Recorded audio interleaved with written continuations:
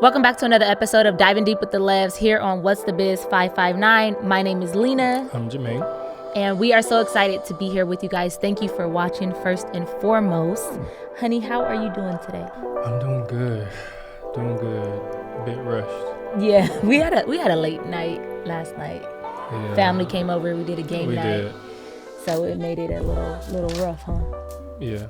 Especially with our babysitters this morning. So shout out to them. We appreciate y'all holding us down. Thank you for having the toddlers, for sure. Yeah. We are going to be starting a new series where we're going to be talking about communication, honey. Yeah, and so we want to emphasize that we want to talk about effective communication, because whether you know it or not, everything you do is some form of communication. But we want to highlight what effective communication is, and we're going to start a new series in that vein. Yeah, I'm excited. You want to kick it off? Sure. I don't really want to kick it, but okay, I can start talking it off. All right. But anyways, so really what it boiled down to was, we know that a big issue in couples is how to effectively communicate. And because everything that we do, whether you're talking or not talking, whether you're looking at or looking away, like, it's some form of communication. So what we want to do is we want to help you effectively communicate so that you can convey and receive the message necessary for your relationship to thrive. And so when we think about the purpose of communication, communication is needed for there to be a bridge for you two to remain one. And so as you talk and as you communicate, we want you to make sure that you're on the same page, that you're understanding what your partner is talking about, what your partner is receiving, and how they interpret it, what you're talking about, so that way you can have this oneness. And so when we talk about effective communication depends on the knowledge, skill, and sensitivity to the speaker and the receiver. And so this basically is saying that effective communication is something that can be developed. It's not something that you are naturally born with, per se. Some people might be more in tune with how to communicate better, but at the end of the day, everybody can be more of an effective communicator. And so today what we want to do is just highlight the listening aspect of communication, because we feel that a lot of people tend to have their response in mind when they want to rebuttal, or they're more prone to want to speak more, and they think speaking mainly communication mainly involves just the speaker. We just want to highlight the importance of a listener, because effective communication can't happen if the recipient isn't in tune with what the speaker's talking about. And so today we just want to slow down the process a little bit. We want to talk about the listening aspect and what the steps that kind of go into what happens, or explain what's happening as the listener is listening. And so the components of listening, the first step is like sensing the message. There's a difference between like hearing hearing sounds and sensing the message. When you hear sounds, this is involuntary. Like, this is like you're riding, you hear buses, you hear planes, you hear cars, or your spouse is talking to you and you hear the noise of their speech, but you're not necessarily taking in the message. And so you hear your spouse talking, but you're not necessarily listening. And so what we want to do is we want to sense or have a sense of the message that your partner is conveying, because now this involves you intentionally or voluntarily paying attention to your spouse. And so when they talk, now you have decided to, without force, to show up and listen to what your partner is saying. And so this is an important aspect of communication, because it involves the active participation of the listener. This is when you start to cue in to certain information and like alleviating the other information. So for example, if your partner is talking to you about honey, I really just need quality time for you. I really need quality time with you.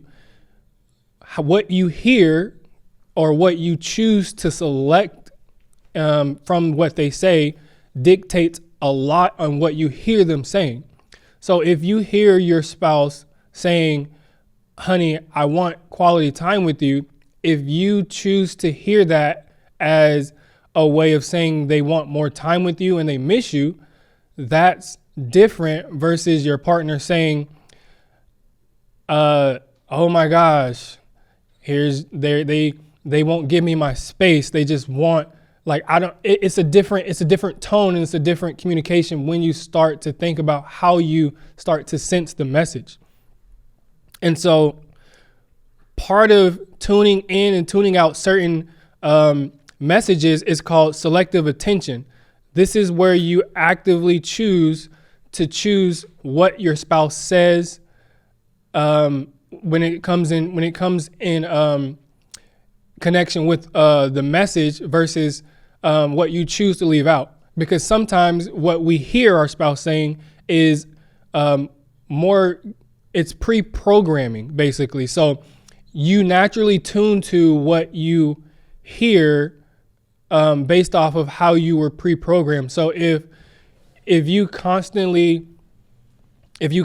heard that you're enough, if you constantly heard that I love you, then what you'll do is you'll start to pay attention to those cues and those messages that say, I want to spend time with you. If you are naturally going to not pay attention to those cues, then you'll naturally hear the negative aspect of that. And so when you think about what goes into the components of listening, that's the first component of that. And then the second component my wife is going to touch on, which is interpreting the message. So, honey. Yeah, and interpreting the message, it's obviously what you hear. When you accept what you hear, then you have accepted it into your memory system. Now, a lot of times this is dictated, the way that we view what's being interpreted and the accuracy of that is going to be limited based on our own experiences, our past experiences. It's going to be limited on our attitude and the way that we're viewing the situation or what's being said.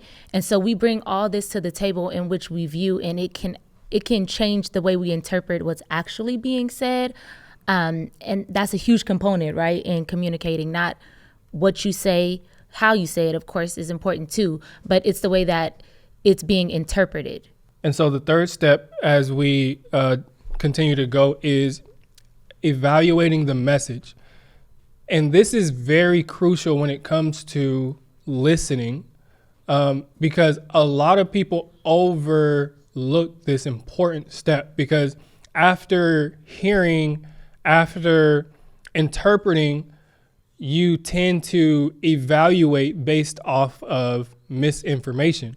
And that's where a lot of dysfunctional communicational patterns happen, because of this pre-programming that we have, because of our inclination to filter out the wrong things according to how we've been pre-programmed, we naturally miss the message of what our partner is saying. And so this stage involves making a judgment or forming an opinion regarding the message. And so the question you want to ask yourself is, what is my partner trying to convey? Like, what are they trying to get at when they share information with me?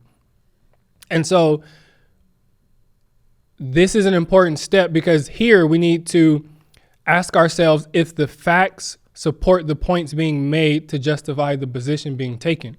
And what this means is, like, instead of trying to insert our understanding of what we think it is, like, what are they actually saying? Like, when your partner says, I want to spend time with you, like, instead of like receiving that as like nagging or relying on your past relationships to interpret that message, start with the facts. What are they saying? They're saying, I want to spend time with you. Or if there's a complaint, they're saying, honey, I need you to wash the dishes. Whatever the message is, we start with the facts, and that helps you start to evaluate the message effectively. And so it is a quality control step which poor listeners frequently overlook in their rush to judgment. Oftentimes, we don't carefully gather and weigh what's being said. Sometimes we naturally respond with something that is feeling driven. When we're led by our feelings, and oftentimes this is the immature side of us that comes out as spouses, because it's really a childlike state when you naturally respond to something like that emotionally without weighing or interpreting it. And oftentimes this has to do with our lack of learning how to effectively communicate. And so we communicate based off of past patterns. We communicate based off of pre-assumptions. And this puts us in a space to where now we're caught in just an involuntary pattern versus actively changing how we communicate with one another. And so in the decision-making process, it's important not to evaluate before collecting enough information. If you feel like your partner isn't explaining something well enough, if you feel like there's gaps in what they're saying, it's good to ask questions so that you don't fill in the gaps with your assumptions and assume what they mean. Because as we kind of talked about on our several of our previous episodes, is when it comes to understanding, this involves the need to understand all the different aspects that make up who your partner is, like where they're from, who they are, what part of the country they were born in, because being born in Florida is different than being born in Compton. There's different dialect, there's different ways of explaining. We can say the same thing and have a totally different meaning. So what you need to do is find understanding, and this is why the communicator needs to understand the perspective of the recipient in order to have effective communication.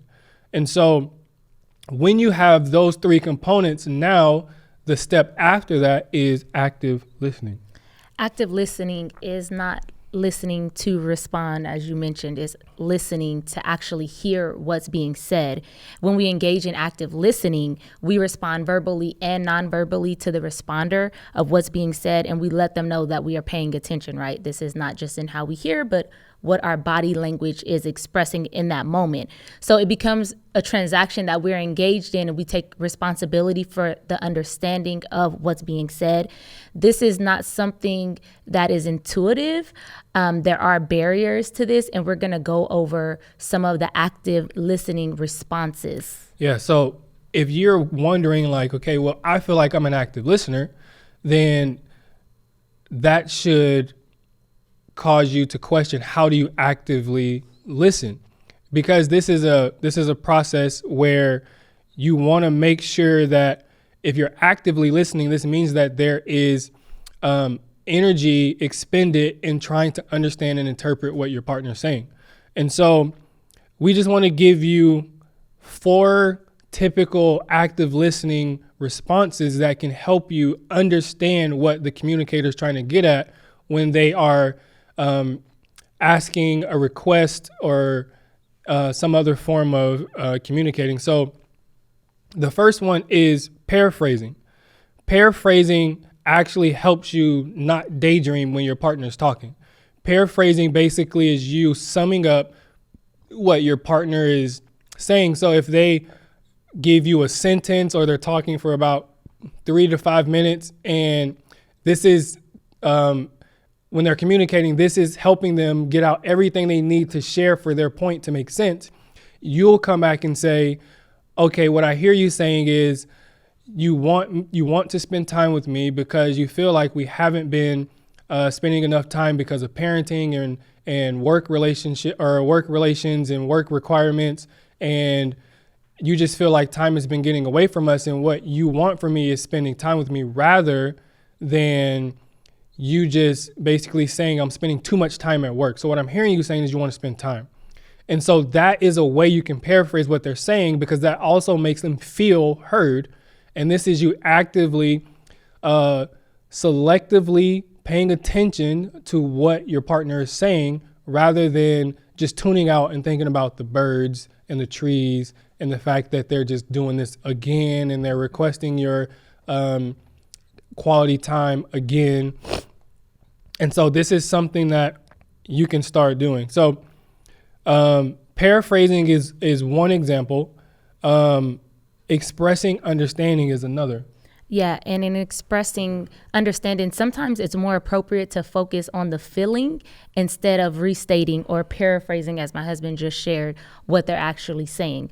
So if you're not sure of that, you can actually ask your spouse, like, okay, how did that make you feel? Like asking questions, and that's part of the next response. Yeah. And so to me, this is just personal. This is my personal opinion.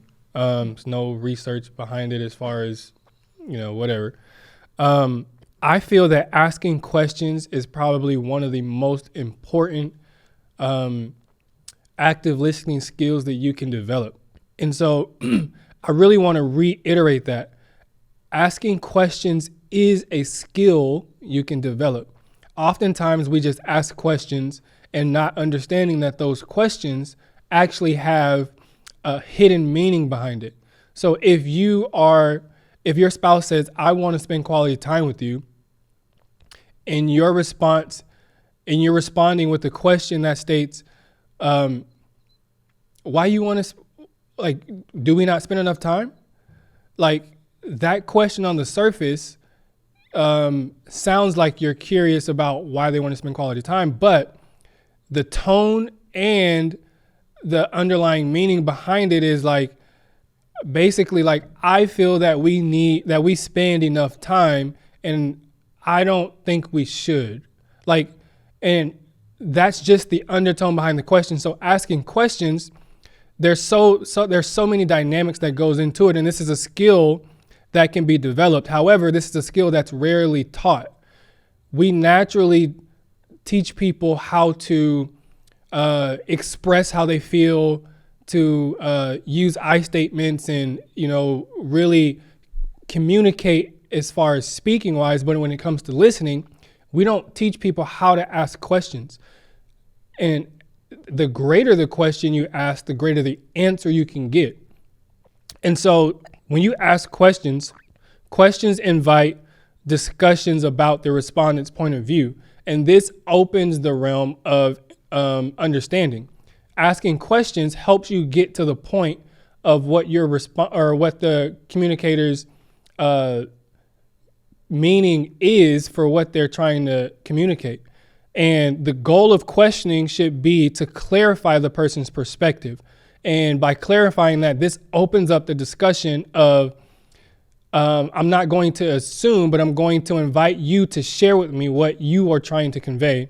And I'm going to let you tell me what you're trying to say, and I'm not going to say it for you.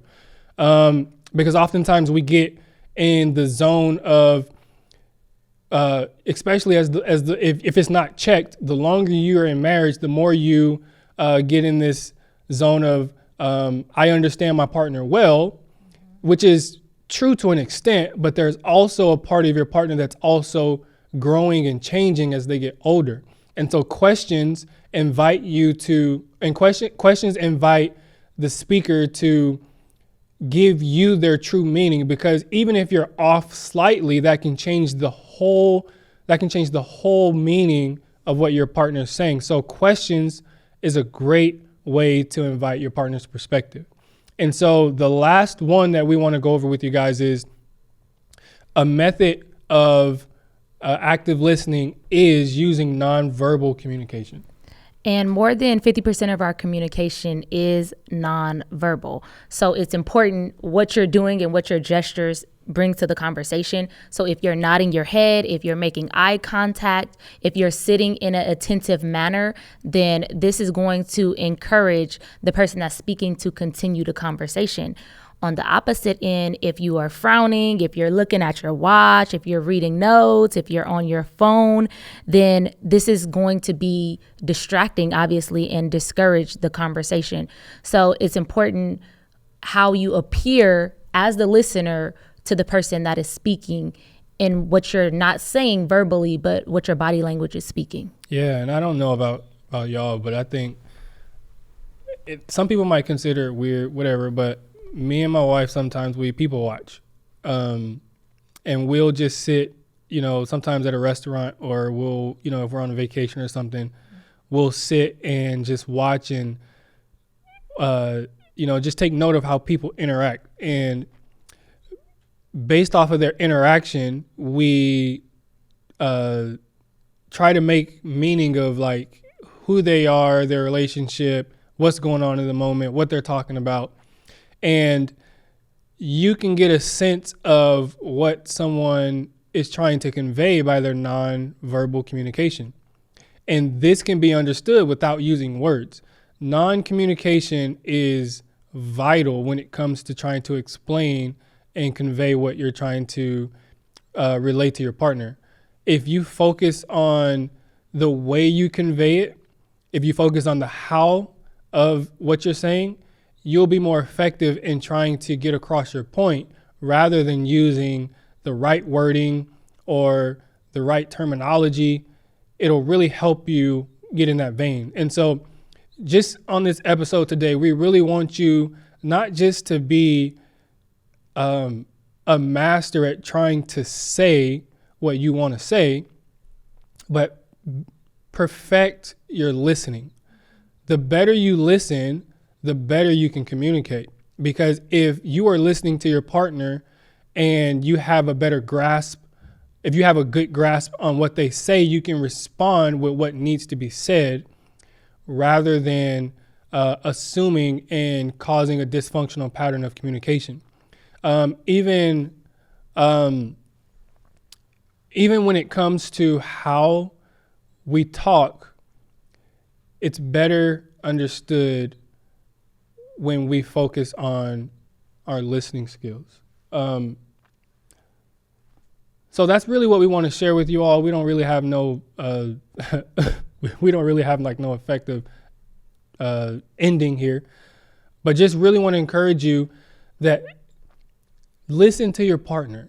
Try to understand what they say, because if you can understand what they say, this conveys that you care what they say. If they feel that you care what they say, they'll more confidently, more calmly, and more effectively communicate rather than responding from a defensive tone, responding from one that doesn't really want to say what they really want to say because they feel that you're not going to receive it well. And this really just creates an environment for oneness. The whole purpose of communication is harmony and oneness. You want to communicate in a way that really draws you two together, puts you two on the same team, and makes you feel like it's not me against you, but it's me and you versus this dysfunctional pattern that we have. And so we just once again thank you guys for tuning in with us, and we just hope and pray that this has been helpful. And we'll see you guys on the next episode of Diving Deep with the Levs.